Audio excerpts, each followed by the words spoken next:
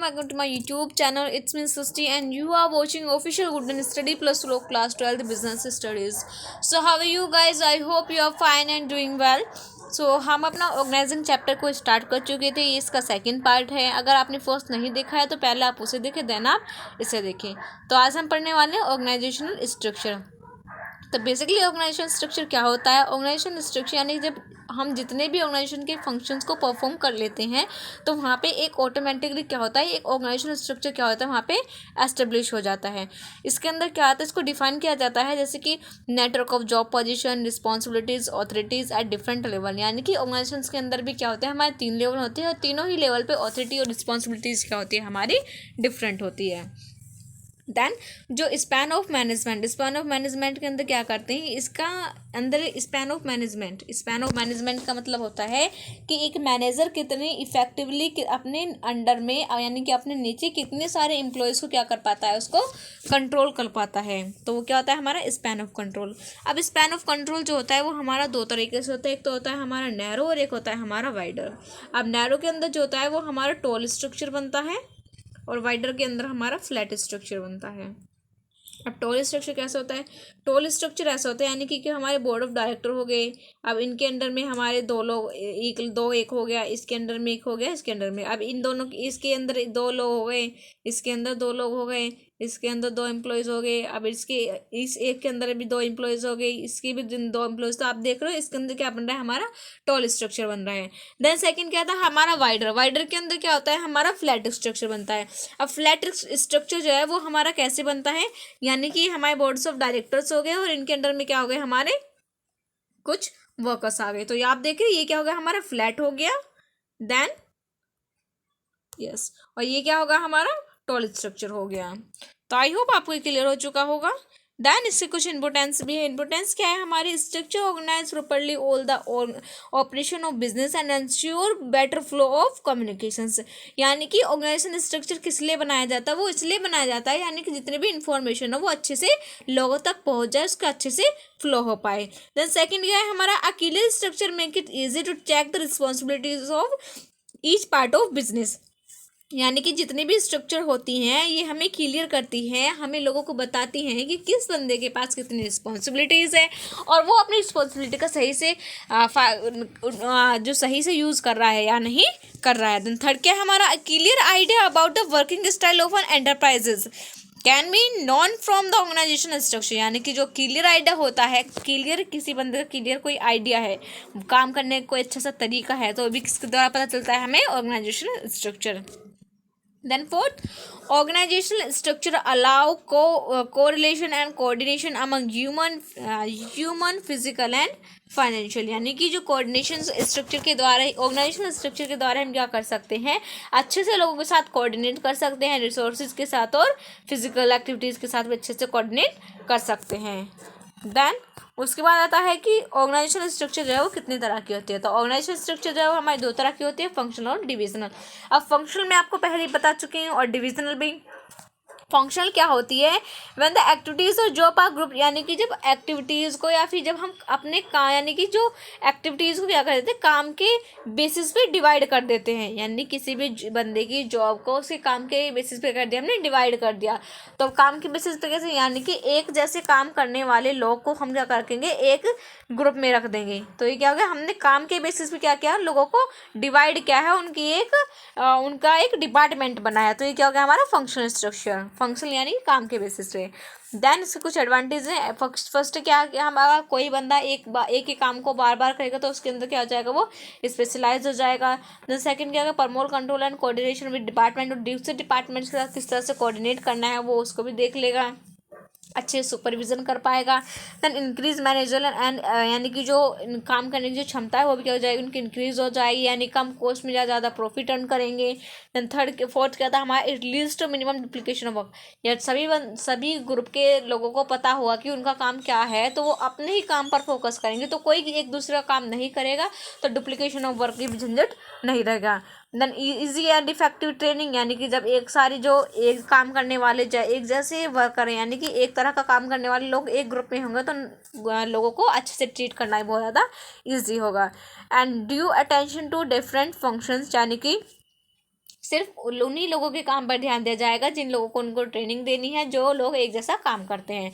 Okay, then इसके कुछ disadvantages भी हैं। डिसएडवांटेज क्या है? Places less importance to overall objective of organisations, यानी कि जब सभी एक जैसा काम करने वाले लोग को एक ग्रुप में रख दिया जाएगा तो उन लोगों का मेन मोटिव क्या होगा कि अपने ग्रुप के ऑब्जेक्टिव को क्या करना, अचीव करना है। तो वो ऑर्गेनाइजेशंस के ऑब्जेक्टिव पे इतना ध्यान नहीं दे पाएंगे, उसको अचीव नहीं कर पाएंगे। देन सेकंड क्या था हमारा? Problem of coordination. अब प्रॉब्लम ऑफ कोऑर्डिनेशन यानी कोऑर्डिनेशन करने में उनको प्रॉब्लम होगी, क्योंकि एक ग्रुप के जो लोग हैं दूसरे ग्रुप का लोगों से एक साथ कोऑर्डिनेट करने में थोड़ा यानी कि वो अच्छे से कोऑर्डिनेट नहीं कर पाएंगे, क्योंकि दोनों ही ग्रुप क्या है वो आपस में, दोनों ही डिपार्टमेंट आपस में क्या है वो डिफरेंट है। देन थर्ड क्या हमारा? इनफ्लेक्सिबिलिटी, यानी कि ग्रुप के अंदर कोई भी चीज़ इजीली नहीं कर सकते, और इसके अंदर फंक्शन स्ट्रक्चर के अंदर कोई भी चीज़ आसानी से नहीं कर सकते। देन कॉन्फ्लिक्ट ऑफ इंटरेस्ट, यानी कि फंक्शन स्ट्रक्चर के अंदर कॉन्फ्लिक्ट भी हो सकता है। There can be conflict of interest between different departments, यानी कि डिफरेंट डिपार्टमेंट्स के अंदर क्या हो सकता है? कॉन्फ्लिक्ट हो सकता है। तो इसके अंदर एक एग्जाम्पल दिया गया है। वो एग्जाम्पल क्या दिया है कि सेल्स डिपार्टमेंट को क्या है, ये अलाउ क्या है कि वो सेल्स पे क्या दे सकता है, यानी कि जितनी वो ज़्यादा सेल्स करेगा तो उसके ऊपर उसको क्या मिलेगा, उसको बदले में इंटरेस्ट मिलेगा। और जो फाइनेंशियल डिपार्टमेंट, जो फाइनेंस डिपार्टमेंट है, जो फाइनेंस बना रहा है ऑर्गेनाइजेशंस का, वो क्या है, इस चीज़ से सहमत नहीं है।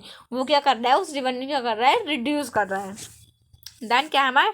डिफ़िकल्टी टू फिक्स अकाउंटेबिलिटी, यानी कि जब सभी लोग क्या करेंगे तो किसी भी अकाउंटेबिलिटी का मतलब होता है जवाबदेही, यानी कि फंक्शन स्ट्रक्चर के अंदर जवाब देना थोड़ा मुश्किल हो जाता है, क्योंकि सभी वर्कर्स क्या कर रहे हैं, इसमें एक जैसा काम कर रहे हैं, तो पता नहीं चलेगा कि किसकी वजह से जो ऑर्गेनाइजेशन गोल है वो अचीव नहीं हो पाया। तो इसके अंदर जो अकाउंटेबिलिटी है वो हमारी क्या होती है, फिक्स नहीं होती है।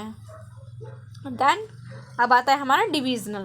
तो डिविजनल स्ट्रक्चर का मतलब क्या होता है? डिविजनल स्ट्रक्चर के अंदर हम डिवाइड करते हैं अकॉर्डिंग टू प्रोडक्ट, यानी प्रोडक्ट के बेसिस पे हम क्या करते हैं, इसको डिवाइड करते हैं। यानी कि when the organisation is large in organisation, जब बड़ी ऑर्गेनाइजेशंस होती है तो उसके अंदर डिफरेंट प्रोडक्ट बनते हैं। जो डिफरेंट प्रोडक्ट बनते हैं तो उनका जो प्रोडक्ट के बेसिस पे क्या कर दिया जाता है, उसको डिवाइड कर दिया जाता है। यानी कि एक प्रोडक्ट जैसे कॉस्मेटिक और मेडिसिन हो गया, तो कॉस्मेटिक का क्या होगा, एक डिपार्टमेंट होगा। कॉस्मेटिक डिपार्टमेंट के अंदर ही सारी एक्टिविटीज़ क्या की जाएंगी, वो परफॉर्म की जाएंगी related to production, finance, marketing, sales. ये सारी एक्टिविटीज़ किसके अंदर आएगी, हमारी प्रोडक्शन डिपार्टमेंट के अंदर आएगी। ये इसी तरह से ये सारी जो एक्टिविटीज़ है वो हमारी मेडिसिन डिपार्टमेंट के अंदर भी आएंगी। तो टाइप ऑफ प्रोडक्ट किसके ऊपर डिपेंड करता है, प्रोडक्ट के ऊपर, कितनी बड़ी ऑर्गेनाइजेशन है और किसके अंदर कितने सारे प्रोडक्ट्स हैं।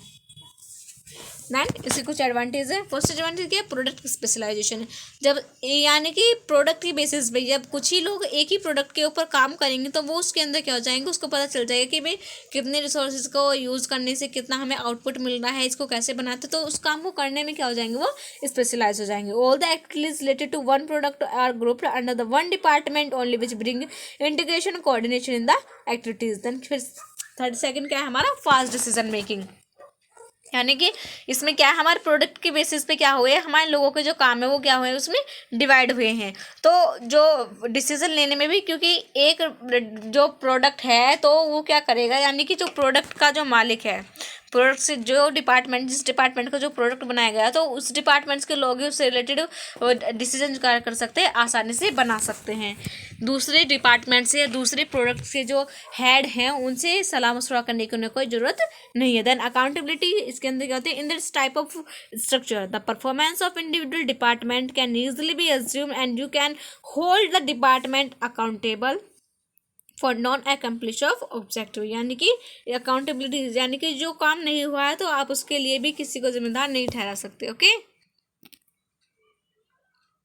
फ्लेक्सिबिलिटी होती है इसके अंदर, मेकिंग लिस्ट टू फ्लेक्सिबल, यानी कि फास्ट डिसीजन मेकिंग होती है। और जब कोई चेंजेस आते हैं, यानी कि अगर एक प्रोडक्ट से रिलेटेड कोई भी चेंजेस आ रहे हैं, उस प्रोडक्ट से रिलेटेड जितना टेक्नोलॉजी यूज़ करी जा रही है उस टेक्नोलॉजी के अंदर कोई चेंजेस आ रहे हैं तो उस प्रोडक्ट से उस जो डिपार्टमेंट है वो ईजिली उन चेंजेस को क्या कर लेगा, उनको एक्सेप्ट कर लेगा।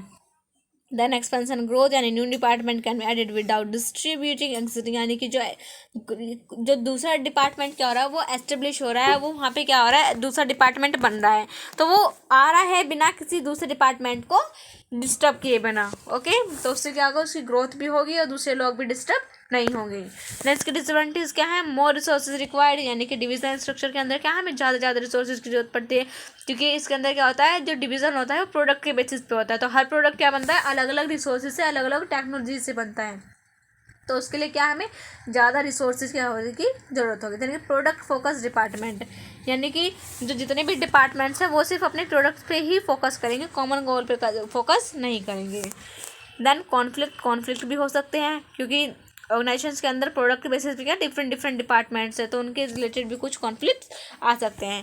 देन इंक्रीज इन कॉस्ट, यानी कि जो इसके अंदर क्या होती है, जो कॉस्ट होती है वो बहुत ज़्यादा इंक्रीज होती है, बहुत ज़्यादा होती है। Duplication of activities providing division with separate set of similar function increase expenditure, यानी कि सिमिलर फंक्शन यानी कि एक ही काम को हम बार बार करेंगे तो उसकी वजह से क्या होगा, हमारे जो खर्चे हैं वो भी क्या होंगे, उसकी वजह से इंक्रीज होंगे।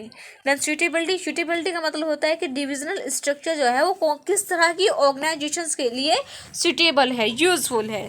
तो फर्स्ट है इसके अंदर ऑर्गेनाइजेशन प्रोड्यूसिंग मल्टी प्रोडक्ट और डिफरेंट लाइन ऑफ प्रोडक्ट, यानी कोई बड़ी ऑर्गेनाइजेशन है जो कि एक से ज़्यादा प्रोडक्ट क्या कर रही है, वो प्रोड्यूस करे, तो डिविजनल स्ट्रक्चर उसके लिए क्या है, बेनिफिशियल है। तो सेकंड क्या है हमारा, organisation which require product specialisation, किसी ऑर्गेनाइजेशन को प्रोडक्ट स्पेशलाइज होना है, अपने प्रोडक्ट जैसे ज़्यादा मार्केटिंग करनी है, उसको ज़्यादा से ज़्यादा अपनी जो सेल्स इंक्रीज करनी है, तो उसके लिए भी क्या है, बेनिफिशियल है।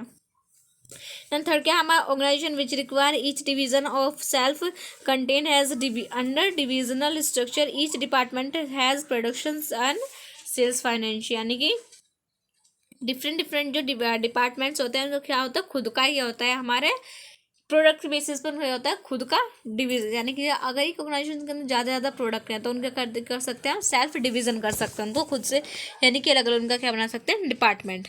Then growing companies which plans to add more line of product in future, यानी कि कोई कंपनीज है उसकी ग्रोथ हो रही है, तो वो सोच रहे हैं कि इन फ्यूचर हम अपनी ऑर्गेनाइजेशन के अंदर एक प्रोडक्ट और ऐड कर दें, ये वाला प्रोडक्ट से कर दें, इसको भी हम बनाना शुरू कर दें।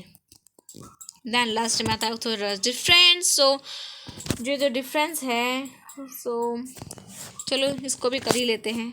तो डिफरेंस क्या है हमारा, फंक्शनल और डिविजनल के बीच में एक छोटा सा डिफरेंस है। फर्स्ट क्या हमारा, बेसिस ऑफ फॉर्मेशन, यानी किस तरह से बनती है, this structure is form on the basis of functions, जो फंक्शनल स्ट्रक्चर है वो फंक्शंस के बेसिस पे बनती है, और जो डिविजनल स्ट्रक्चर है वो हमारे प्रोडक्ट बेसिस पे बनती है। Then accountability and responsibility, difficult to make accountable, functional structure अंदर क्या होता है, सभी जो लोग हैं एक तरह का काम करते हैं, तो इसके अंदर किसी को रिस्पॉन्सिबल ठहराना किसी भी चीज़ के लिए, किसी भी लॉस के लिए तो थोड़ा मुश्किल हो सकता है। ये जो डिपार्टमेंट होता है क्या था हमारा, इंडिपेंडेंट होता है, यानी कि एक दूसरे पे ये सब क्या होते हैं, डिपेंडेंट होते हैं। Then easy to fix accountability, क्योंकि ये क्या होता है, इसके अंदर डिवीजन स्ट्रक्चर के अंदर किसी को भी हम क्या कर सकते हैं, उसको अकाउंटेबल ठहरा सकते हैं, क्योंकि इसके बेसिस किसके बेसिस पे डिवीजन हो रहा है हमारा, प्रोडक्ट के बेसिस पे। एंड थर्ड क्या है हमारा, इकोनॉमिक कॉस्ट के अंदर क्या है, ये क्या हमारा इकोनॉमिकल है और ये क्या हमारा इकोनॉमिकल नहीं, because all the resources are required in different departments. Economical यानी कि एक ही तरह के कॉस्ट या फिर एक ही तरह के जो हमें टेक्नोलॉजी की जरूरत पड़ी है, तो वो किसके अंदर पड़ती है, हमारे फंक्शनल स्ट्रक्चर के अंदर। डिविजनल के स्ट्रक्चर के अंदर क्या होती है, डिफरेंट डिपार्टमेंट्स होते हैं, डिफरेंट प्रोडक्ट के बेसिस पे डिपार्टमेंट बनाए जाते हैं, तो हर प्रोडक्ट के लिए डिफरेंट रिसोर्सेज की जरूरत पड़ती है। देन फोर्थ क्या हमारा, development of managers, last chances as manager become specialise in on one functions only, यानी कि बहुत ही कम चांसेस है कि कोई भी जो मैनेजर है वो स्पेशलाइज हो जाए। इसके अंदर ज़्यादा चांसेस हैं कि जो कोई भी बंदा है वो एक से ज़्यादा काम के अंदर क्या हो जाए, वो स्पेशलाइज हो जाए। किसी अंदर क्या परफॉर्म किया जाता है, मल्टी फंक्शंस परफॉर्म किए जाते हैं। Then specialisation, this type of structure bring functional specialisation, इसके अंदर क्या आता है हमारा, फंक्शनल स्पेशलाइजेशन आता है एम्प्लॉयज़ को, इसके अंदर हमारा प्रोडक्ट स्पेशलाइजेशन आता है। देन कोऑर्डिनेशन यानी कि compare to divisional less when company is producing more products, यानी कि जब कोई ऑर्गेनाइजेशन एक से ज़्यादा प्रोडक्ट को प्रोड्यूस करने लगे तो उसके अंदर जो कोऑर्डिनेशन होगा वो क्या होगा, हमारा बहुत ज़्यादा कम होगा। और इसके अंदर क्या है हमारे डिविजनल के अंदर, better coordination because all the activities related to one product are in one department only, इसके अंदर कोऑर्डिनेट करना बहुत ज़्यादा ईजी होता है, क्योंकि एक प्रोडक्ट का खुद का एक डिपार्टमेंट होता है। देन ऑटोनॉमी ऑफ ऑपरेशन, इसके अंदर लेस ऑटोनॉमी ऑफ एक्सेस होती है, इसके अंदर हमारी ज़्यादा होती है। देन सुइटेबल क्या होता है, it is suitable for all type of organisation, जो फंक्शनल स्ट्रक्चर है चाहे वो छोटी हो चाहे वो बड़ी हो, सभी ऑर्गेनाइजेशन के लिए क्या है वो बेनिफिशियल, चाहे वो फॉर्मल हो चाहे वो इनफॉर्मल हो। देन इसके अंदर क्या है, डिविजनल के अंदर ये क्या हमारे सिर्फ मल्टी प्रोडक्ट्स के लिए क्या है ये हमारा सुटेबल है, यानी कि डिविजनल स्ट्रक्चर उसी ऑर्गेनाइजेशन के लिए बेनिफिशियल है जो ऑर्गेनाइजेशन से एक से ज़्यादा प्रोडक्ट को क्या कर रही है अपने ऑर्गेनाइजेशन के अंदर प्रोड्यूस कर रही है। सो ये कहते हैं कुछ हमारे डिफरेंसेस से। तो आज की जो वीडियो है भी खत्म होती है। आई होप मैंने इस वीडियो के अंदर आपको जितना भी कवर अप कराया है वो आप सभी को अच्छे से समझ आ चुका है। अगर आपको समझ में नहीं आया तो आप इसका रिकैप भी ले सकते हैं, और आपको क्या क्या समझ में आया है तो उसके अंदर कमेंट सेक्शन के अंदर नोट डाउन जरूर करें। अपना फीडबैक ज़रूर शेयर करें कि आपको वीडियो कैसी लगी, आपको समझ में आ रहा है या नहीं आ रहा है। अगर समझ में आ रहा है तो बहुत अच्छी बात है, अगर आपको समझ में नहीं आ रहा है तो आप कमेंट करके मुझे बता सकते हो कि आपको समझ में नहीं आ रहा है, जिससे कि मैं अपने पढ़ाने के तरीके में और समझाने के तरीके में थोड़ा चेंजेस कर पाऊँ, ताकि आपको अच्छे से समझाने की मैं कोशिश कर पाऊँ। देन तो देख लेते हैं ऑर्गेनाइजेशन स्ट्रक्चर पढ़ा था, इसके हमने एडवांटेज और डिसएडवांटेज देखे थे। फिर टाइप ऑफ स्ट्रक्चर देखा था हमने, दो तरह की होती है, फंक्शनल और डिविजनल। फिर उसके कुछ एडवांटेज और डिसएडवांटेज देखे थे और इन दोनों का डिफरेंस देखा था। सो आई होप आपको ये वीडियो पसंद आ चुकी होगी। अगर आपको पसंद आई है तो लोगों के साथ शेयर जरूर करें और लाइक कमेंट सब्सक्राइब करना ना भूलें। So thank you very much everyone for watching this video. Bye bye and see you soon in the next video.